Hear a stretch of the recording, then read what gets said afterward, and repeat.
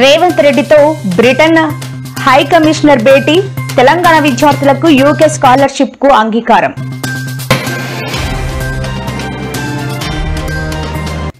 పేదల ఇళ్ల పట్టాల రద్దు చేస్తున్నారంటూ వైఎస్ జగన్ తీవ్ర విమర్శలు. రిజిస్ట్రేషన్ చేసిన స్థలాలను వెనక్కి తీసుకునే అధికారం ఎవరిచ్చారని సూటి ప్రశ్న.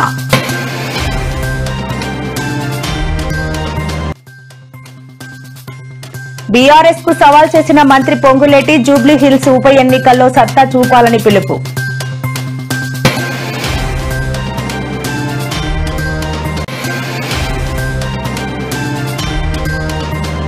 పార్టీ మార్పుపై స్పందించిన కోమటిరెడ్డి రాజగోపాల్ రెడ్డి, మంత్రి పదవి రానందుకు అసంతృప్తి అనడం అవాస్తవమని వ్యాఖ్య.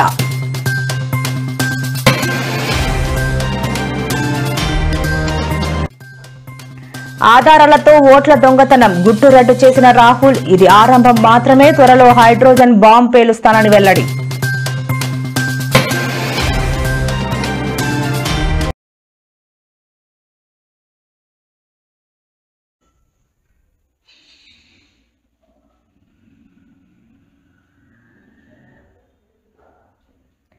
తెలంగాణ విద్యార్థులకు ఉన్నత విద్యను మరింత చేరువ చేసే దిశగా రాష్ట్ర ప్రభుత్వం ఒక ముఖ్యమైన ముందడుగు వేసింది.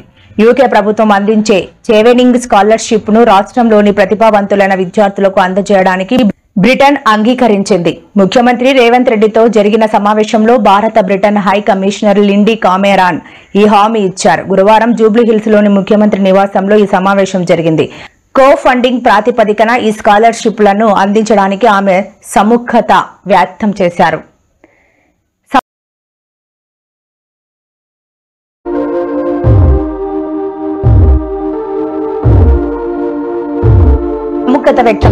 రాష్ట్రంలోని ప్రభుత్వ ఉపాధ్యాయులు, ప్రొఫెసర్ల నైపుణ్యాలను మెరుగుపరచడానికి ప్రత్యేక శిక్షణ కార్యక్రమాలను ఏర్పాటు చేయాలని ముఖ్యమంత్రి కోరారు. దీనికి లిండీ కామెరాన్ సానుకూలంగా స్పందించారు.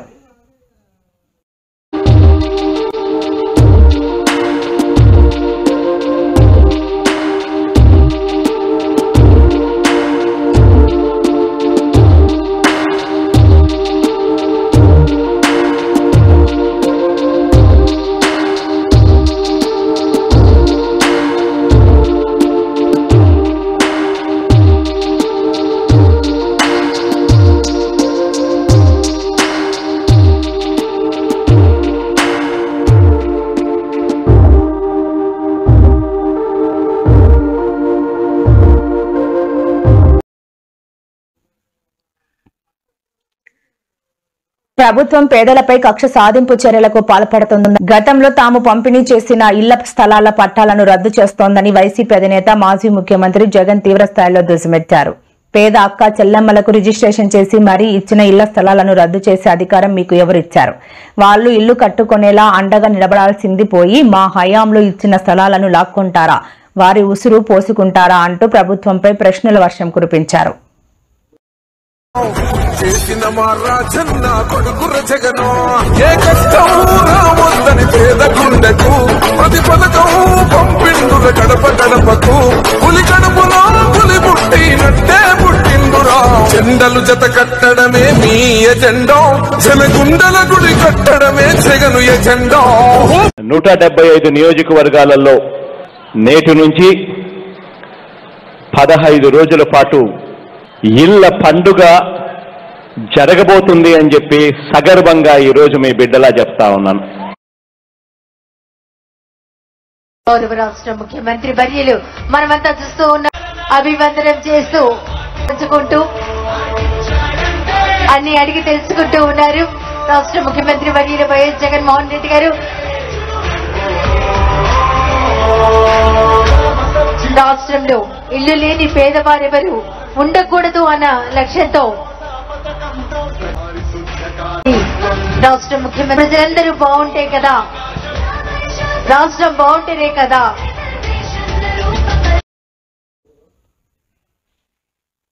బీఆర్ఎస్ వర్కింగ్ ప్రెసిడెంట్ కేటీఆర్ పై రాష్ట్ర రెవెన్యూ గృహ నిర్మాణ శాఖ మంత్రి పొంగులేటి శ్రీనివాసరెడ్డి తీవ్రస్థాయిలో విరుచుకుపడ్డారు. ముందు తన ఇంటిని పార్టీని చక్కదిద్దుకోవాలని హితవు పలికిన ఆయన రానున్న జూబ్లీహిల్స్ ఉప ఎన్నికల్లో బీఆర్ఎస్ సత్తా ఏమిటో చూపించాలని సవాల్ విసిరారు. నీకు విజన్ ఉందా, మీ నాన్నకు ఉందా అన్నది తెలుసుకో. 3.5 ఏళ్ల తర్వాత జరిగే ఎన్నికల నాటికి నువ్వు అమెరికాలో ఉంటావో ఇండియాలో ఉంటావో కూడా ప్రజలకు సందేహంగా ఉంది అంటూ ఘాటు వ్యాఖ్యలు చేశారు. ఆయనే ముక్కు నేలకు రాసినా సాధించలేకపోయాడు. మీ నాయనే ఇదే పాలేరు నియోజకవర్గానికి వచ్చి 3 సార్లు ముక్కు నేలకు రాసినా ఏమీ చేయలేకపోయాడు. నువ్వంతా బచ్చాగాడు. ప్రజలు ఏమీ చేయలేకపోయాడు. నువ్వంతా బచ్చాగాడు. 3 సార్లు ముక్కు నేలకు రాసినా ఏమీ చేయలేకపోయాడు. నువ్వంతా బచ్చాగాడు. ప్రజల తీర్పు ముందు, ప్రజల దీవెళ్ల ముందు అహంకార పూరితమైన మాటలు ఏదైతే ఉందో ప్రజలు 2 సార్లు బుద్ధి చెప్పారు. 3వసారి కూడా బుద్ధి చెప్పడానికి సిద్ధంగా ఉన్నారు. తర్వాత నా మీద నువ్వు నిలబడతావా, లేకుంటే నీ మీద బచ్చాగాన్ని పెట్టి మళ్ళీ ఈ పార్టీ గెలిపిస్తున్నా. 3.5 సంవత్సరాల తర్వాత అసలు నిజంగా నువ్వు ఈ ఇండియాలో ఉంటావా, బ్యాగు సంచి సర్దుకొని విదేశాలకు చెక్కుతావా? ఇదంతా తెలంగాణ ప్రజలు నిర్ణయించడానికి సిద్ధంగా ఉన్నారు.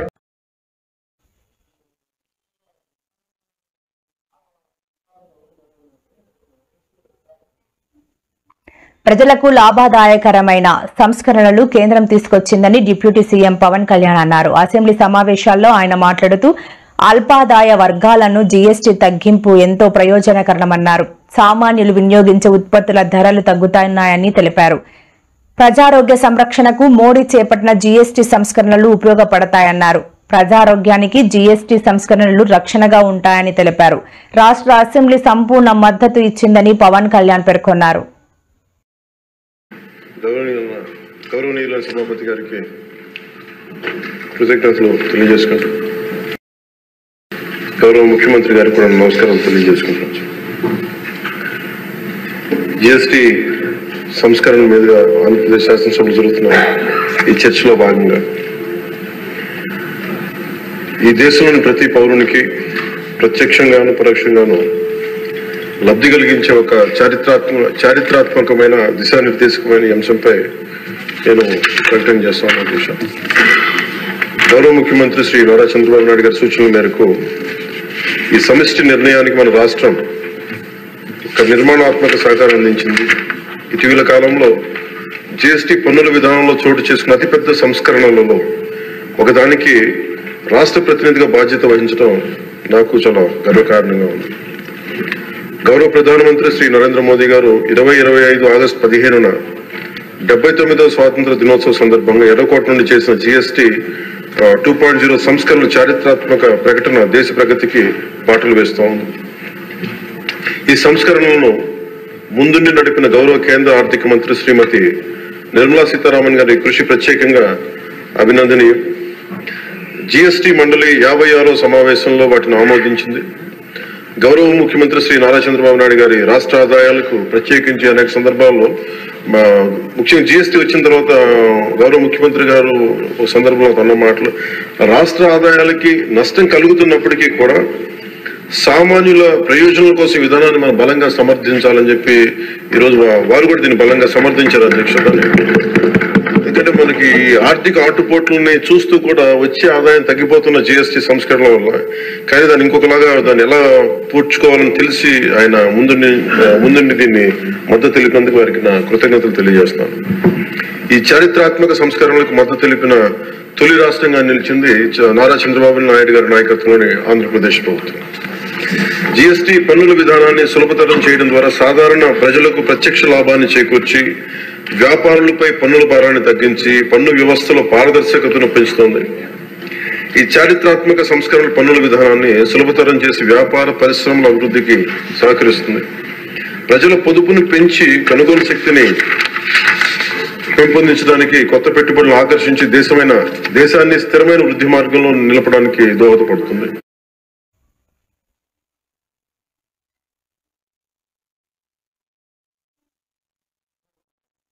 తాను పార్టీ మారుతున్నట్లు, కొత్త రాజకీయ పార్టీ పెట్టబోతున్నట్లు గత కొంతకాలంగా జరుగుతున్న ప్రచారంపై మునుగోడు ఎమ్మెల్యే కాంగ్రెస్ నేత కోమటిరెడ్డి రాజగోపాల్ రెడ్డి స్పందించారు.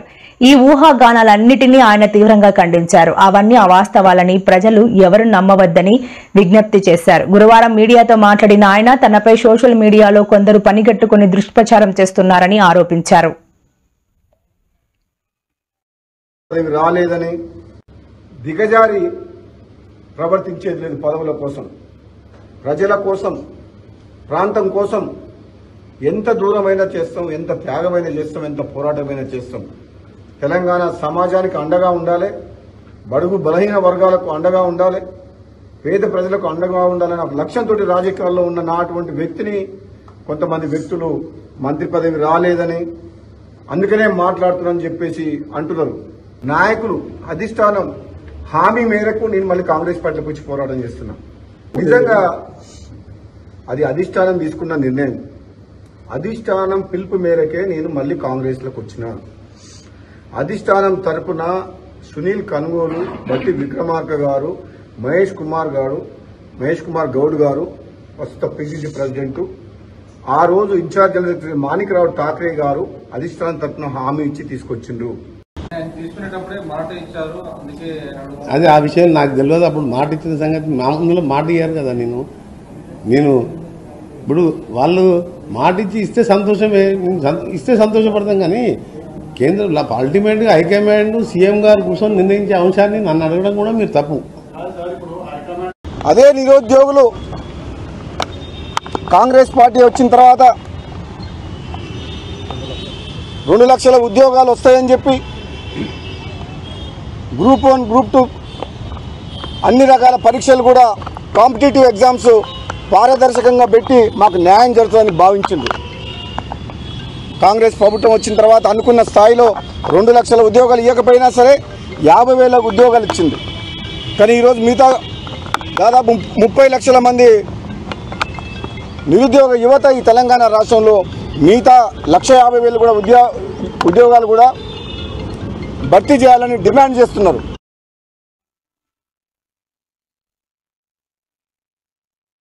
బతుకమ్మ పండుగ నేపథ్యంలో తెలంగాణ భవన్లో బతుకమ్మ సీడీ ఆవిష్కరించారు. ఈ కార్యక్రమానికి ఎమ్మెల్యేలు సవితా ఇంద్రారెడ్డి, సునీత లక్ష్మారెడ్డి, కోవా లక్ష్మి, మాజీ మంత్రి సత్యవతి రాథోడ్, మాజీ ఎంపీ మాలోతు కవిత, మాజీ ఎమ్మెల్యే పద్మ దేవేందర్ రెడ్డి, సీనియర్ నాయకురాలు తులా ఉమా, ఎమ్మెల్సీ దేశపతి శ్రీనివాస్ హాజరయ్యారు. ఈ సందర్భంగా పద్మ దేవేందర్ రెడ్డి మాట్లాడుతూ బతుకమ్మ పండుగను కేసీఆర్ గొప్పగా నిర్వహించారు. ఈసారి 3 బతుకమ్మ పాటలు ప్రత్యేకంగా రాయించారని ఆమె పేర్కొన్నారు. మనలను ముంచిందే వలలో 2500 వలలో ఇయ్యాలేదమ్మో వలలో 2500 వలలో ఇయ్యాలేదమ్మో వలలో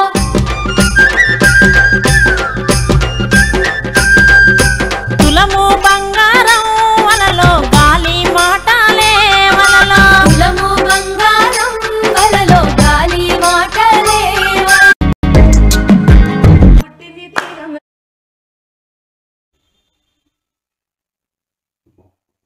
శాసన మండలిలో కూటమి ప్రభుత్వం బాధ్యత రాహిత్యంగా వ్యవహరించింది. ప్రజల సమస్యలపై విపక్ష వైఎస్ఆర్సీపీ సంబంధించిన ఏ ప్రశ్నకు సూటిగా సమాధానం చెప్పలేక తడబడింది. చివరకు తిరుపతి, సింహాచలం దుర్ఘటనలపై సంబంధిత మంత్రి ఆనం రామనారాయణ రెడ్డి బాధ్యత రాహిత్య సమాధానాలు ఇచ్చారు. దీంతో నిరసనగా వైఎస్ఆర్సీపీ సభ్యులు శాసన మండలి నుంచి వాకౌట్ చేశారు.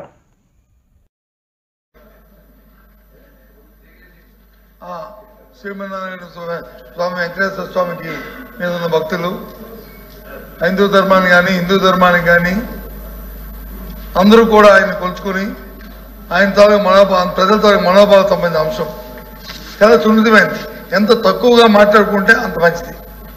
ఎంత పవిత్రంగా మనం అంశాన్ని మనం డిస్కస్ చేసుకుంటే అంత మంచిది. కానీ మా సోదరుడు సీనియర్ మంత్రి గారు మరి ఎందుకోసమో దాన్ని అంశాన్ని పక్కన పెట్టి కొత్త అంశాలను ఎత్తి తీసుకోవడం అనేది చాలా దురదృష్టం, అప్రస్తుతం కూడా. అది అంశం ఎందుకు వచ్చింది చర్చలోకి? సభ్యులు అడుగుతూ కూర్చున్న వరకే మనం ఎందుకంటే చాలా పవిత్రమైంది. ఏ భక్తులు కూడా దీని గురించి మాట్లాడలేదు. అంతా మరి మీకు వచ్చి ఈరోజు బాధ్యత లేకుండా ఈ విధంగా మాట్లాడడం సమంజసమా? చాలా దురదృష్టం అధ్యక్ష. ఈ చర్చ ఈ అవసరం జరగడం ఈ ప్రజల మనోభావాలకు సంబంధించిన అంశం పూర్తిగా కూడా మేము దాన్ని ఖండిస్తున్నాం. మంత్రి గారు మాట్లాడే ప్రతి అంశాన్ని కూడా ఈ నేపథ్యంలో దీన్ని పూర్తిగా ప్రభుత్వం బాధ్యత వహించాలి, మంత్రి గారు బాధ్యత వహించాలి. మరి మంత్రి గారు మాట్లాడిన బాధ్యత వహించాలని మేము డిమాండ్ చేస్తున్నాం. ఇలాంటి దుష్ట సాంప్రదాయాలు ఇలాంటి పరిస్థితులు జరగకూడదని చెప్పని మేము ఈ సభ నుంచి వాకౌట్ చేస్తున్నాం అధ్యక్ష. నమస్కారం అధ్యక్ష.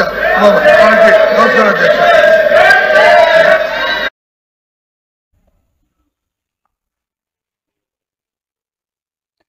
వైఎస్ఆర్సీపీ అధినేత వైఎస్ జగన్మోహన్ రెడ్డి అధ్యక్షతన ఆ పార్టీ శాసనసభాపక్ష సమావేశం కొనసాగుతోంది. పార్టీ కేంద్ర కార్యాలయంలో ఎమ్మెల్యేలు ఎమ్మెల్సీలతో వైఎస్ జగన్ భేటీ అయ్యారు. వైఎస్ జగన్ మాట్లాడుతూ అసెంబ్లీలో ప్రజల గొంతు వినాలని కూటమికి లేదని మండిపడ్డారు.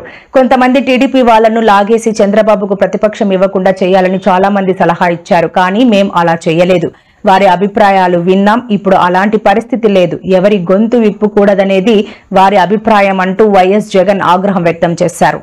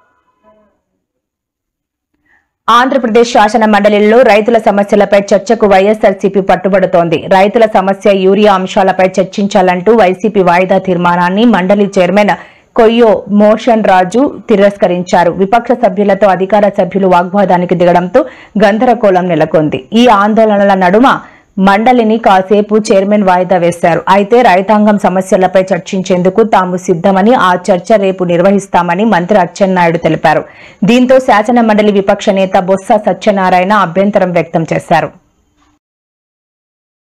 మండలిలో రైతాంగ సమస్యలపై చర్చించాలని వైఎస్ఆర్సీపీ సభ్యులు నినాదాలు చేశారు.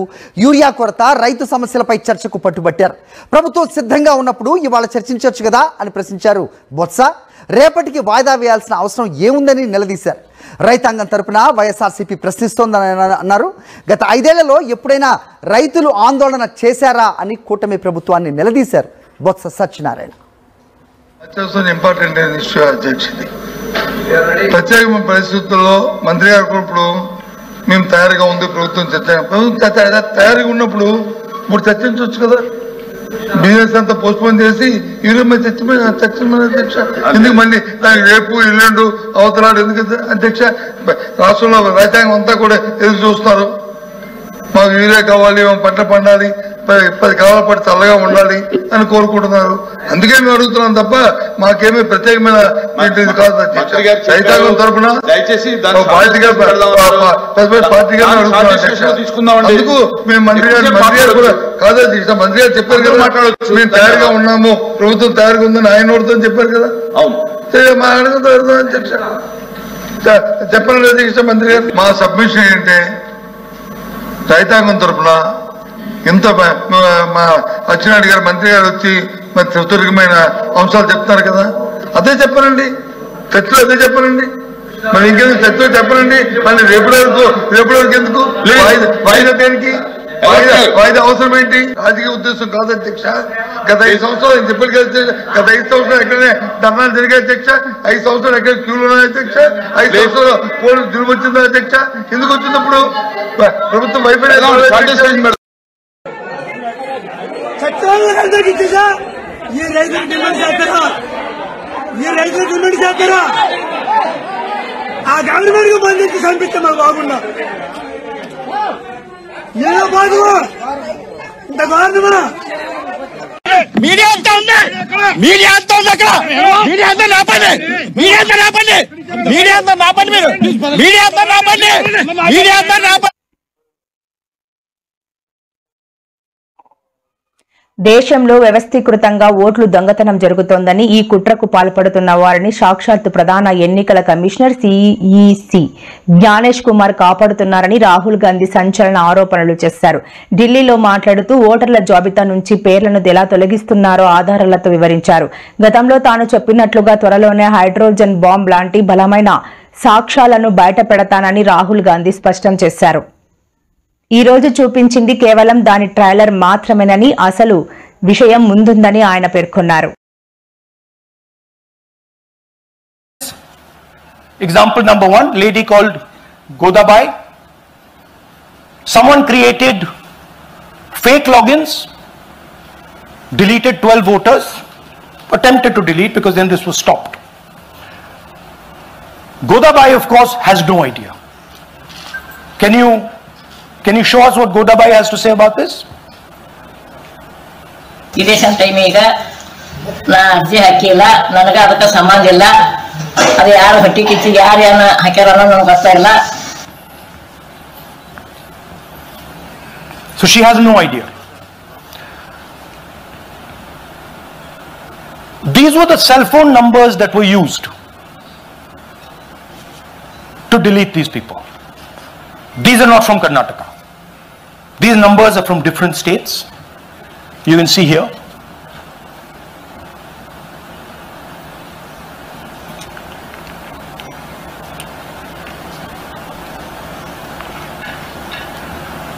So the question is, whose numbers are these? How were they operated? Where were they operated from? Who generated the OTPs to disturb the process? Now these are questions that arise. Election Commissioner of India is protecting the people who have destroyed Indian democracy. I'm also going to show you Punjab Sindh Gujarat Maratha Dravida Utkal बंगा जय जय जय जय हे। ये H bomb तो नहीं है, H bomb आ रहा है, हाइड्रोजन बॉम्ब आ रहा है.